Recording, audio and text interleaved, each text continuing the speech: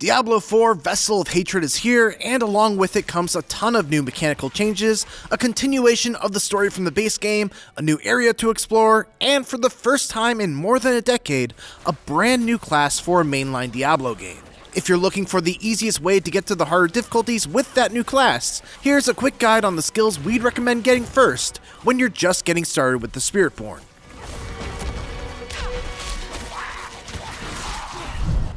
When it comes to early game leveling, our recommendation is to go with an Eagle Centipede hybrid for at least the first 30 or so levels. Start off with Thunderspike as your basic skill with 1 point, snag the enhanced, and then grab Sharp as its modifier since you're not going for a specific build right now and just want a little bit of an extra kick with your basic attacks. The big thing that makes Thunderspike so great as an early game skill is that every 3 hits, you reduce your evade cooldown, which pretty much means that you'll get a free evade every 3 hits. This makes you very mobile and allows you to avoid certain slow and hard-hitting attacks that you might otherwise just have to tank. Quill Volley is your next step, and it's the main reason why Eagle is so strong early game. It's got a shotgun-like spread that can shred elites and bosses early on.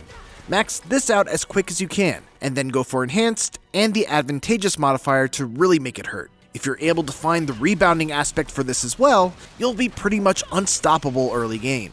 For your focus skill, I like to take Soar here as another mobility tool. It's handy as an emergency escape, a time saver since you're able to just leap across gaps or up cliffs that you might otherwise have to navigate around, and it can also be a good tool to engage as well. Put 1 point, then get Enhanced so you can power up your next Quill Volley when you land.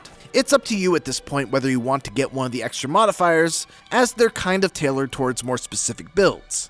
If you're able to find the aspect of Turbulence, definitely look to equip it, as it will cast Vortex on the spot where you land, pulling nearby enemies in, and putting them in prime position for a Quill Volley that hits each of them. For the next skill, we recommend Scourge as an early game build. It pairs super well with Quill Volley as a kind of 1-2 punch to clear out a whole group of enemies at once.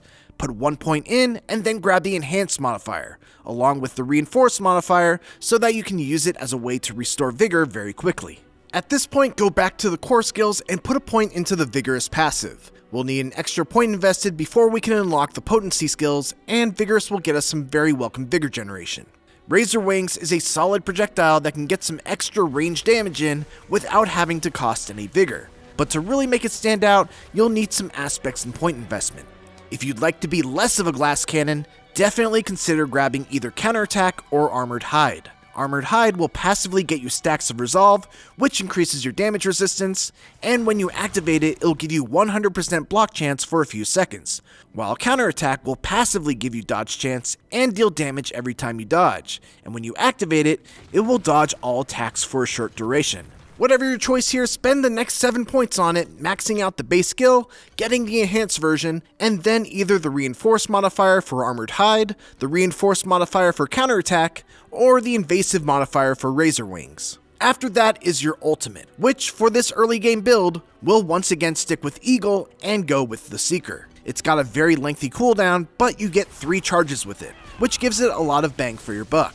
Go ahead and grab the 2 modifiers as well with your next 2 points. And finally, for your key passive, go with Vital Strikes, and then go back through your skill tree and swap your Sharp Thunderspike modifier for Accelerated, add a point to the Replenishing modifier for Soar when you can, and add a point to Focal Point in the Focus skill tree so that you can max out Apex. With all of these, you should have a pretty solid kit designed around putting vulnerable on enemies, dealing extra damage to them, and then reapplying it right back between your Quill Volleys, Razor Wings, Soars, and Spirit Hull buff, which we'll get to in just a second.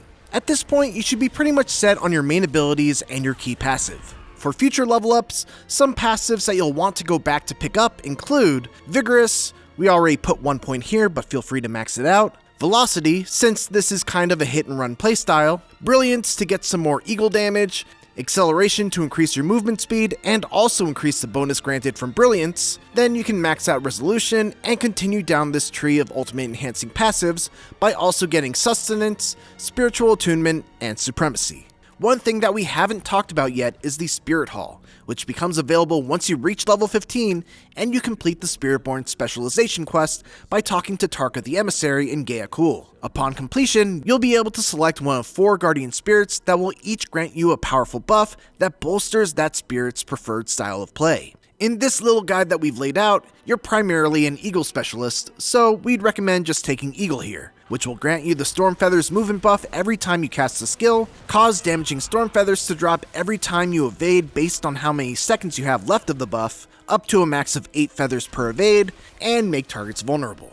At level 30, you'll be able to take a secondary passive buff from the Spirit Hall. You're able to swap these without penalties, so my recommendation would be to experiment with Eagle and Centipede to figure out what works best for you. The critical strike chance from Eagle, or the lifesteal when you cast Scourge from Centipede. This is just a suggested early game leveling guide to have a relatively easy time in normal or hard difficulty before you respec after gearing up with some build defining legendaries and uniques.